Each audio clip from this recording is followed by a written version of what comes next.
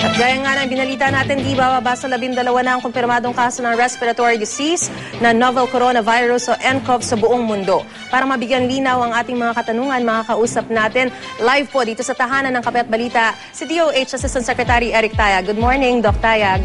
Good morning, Maris. Opo, ano po ba ang sintomas ng mga sakit na ito at paano po ba ito nakukuha? Sa pagkakaalam natin at base sa 12 kaso na naitala na kung saan di man namatay, hirap sa paghinga. Katunayan, ang World Health Organization, sinabi nga kanina, ay nag-alerto na sa mga bansa.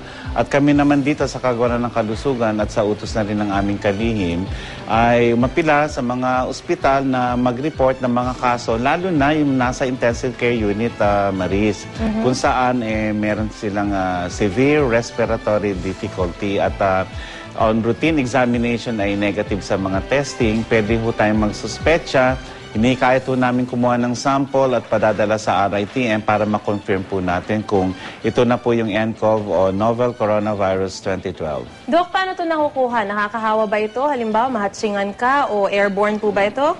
Sa ngayon, sa pagkakaalam natin at base sa mga nai-report, ang household close contact ay posible na sapagkat yung huling 3 kasong nai-report na galing sa United Kingdom ay galing lamang sa isang tahanan o household. Nako. Galing daw ang bagong strain ng virus sa parehong grupo ng mga pinagmulan din na virus ng SARS o yung Severe Acute Respiratory Syndrome. Tama yan, pero mas tama na ang coronavirus ay siyang nagdudulot sa atin ng common colds maliban sa mga rhinoviruses. At nung 2002 nga, na nagkaroon tayo ng SARS coronavirus kung saan marami nakitaan ng hirap sa paghinga at may gastroenteritis o diarrhea. Sa ngayon, naghahanap tayo ng mga kaso at ang ating mga kababayan ay pinapayuhan natin na katulad ng mga kasama ko sa opisina, ay maghugas tayo ng kamay, magtakip tayo ng ilong at bibig, pag umuubo po tayo, bumabahin, at umiwas sa mataong lugar kung hindi masyadong mababa yung halimbawa yung resistensya natin. Yung immune system. Oo, para hindi tayo nahawa kagad. Okay, nung napabalita po kasi dito yung SARS nung mga nakaraang taon, di ba? Talagang labis na ikinabahala yan ng ilang mga tao. Ito po ba dapat din ikabahala ng mga Pilipino? Sa ngayon, walang dahilan para ikabahala natin. Subalit mas maganda na po tayo na mag-practice na ho tayo. Kasi alam mo, madali nating pinagsasawaan yung pinapayo namin paghuhugas ng kamay. Pero itong mga kamay na to, ang siyang maraming mikrobyo na pag ito ay nadampi sa mukha po natin, anumang bagay ng mukha natin, doon po tayo maaaring mahawa at magkasakit. Wag nating kalimutan yung happy birthday song, di ba? Pag naguhugas. Tama yan, mabilis lang Maris. Opo. Pero baka may bago kayong dance step din para doon sa happy birthday. Kanina nga si Susan dito, binibiro na ako doon sa Harlem Shake. Sabi ko, nga, buko shake kaya. Nako. Gusto po nating makita yan. Meron na po ba kayong steps para doon? Pag-aaralan pa natin. Oo, Doc, bakit sa ibayong dagat nagsimula itong N-Corona?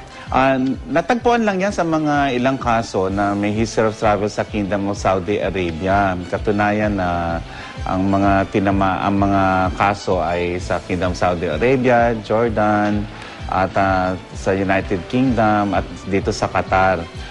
Subalit dahil sa nangyari sa United Kingdom na kasambahay mismo nahawa, minabuti ng World Health Organization na i-alerto ng mga bansa sa buong mundo at bagamat nagbabantay tayo sa ports of entry, Maris, maaaring meron na rin tayong kaso hindi pa lang natin nare-report o nadidetect. Gaano po kalaki yung tsansa na umabot din sa Pilipinas itong virus na ito?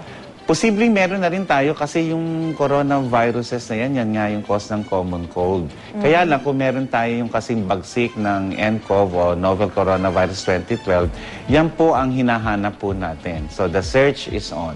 Alright, mga huling paalala na lang po ulit. Pakibigyan din po, Doc, yung tinatawag na social etiquette o yung social distancing na madalas nakakalimutan ng ating mga kababayan. Tandaan nyo, marami sa mga nakakahawang sakit, lalo na sa ubot-sipon, pagmahing pag-ubo, ay within 3 feet, isang dipa So, ang social distancing, ang ibig sabihin niyan, umiiwas tayo sa mataong lugar, lalo na't malaking posibilidad na marami ang may sakit doon na bumabahin o umuubo. Naku, paano yan, Doc, sa mga MRT, LRT, yung mga lugar na ganyan? Dikit-dikit.